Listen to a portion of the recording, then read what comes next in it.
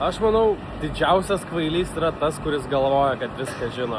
Ir tokių žmonių tikrai pasitaiko. Ir man būna juokinga, kai aš matau tikrai labai sėkmingą žmogų, kuris pats pripažįsta, aš dar labai daug ko nežinau.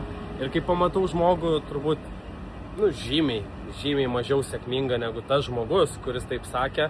Ir tas žmogus, kuris yra žymiai, mažiau pasiekęs, jisai sako, kad aš čia beveik viską žinau toje srityje ir taip toliau. Tai realiai ir yra pasakymas, tas, kuris galvoja, kad viską žino, yra kvailys.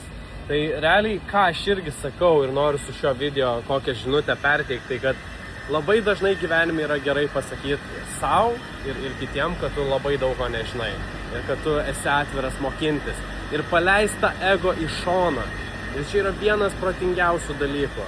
Nes labai daug žmonių turi tą ego ir nemoka jo paleisti, kai reikia.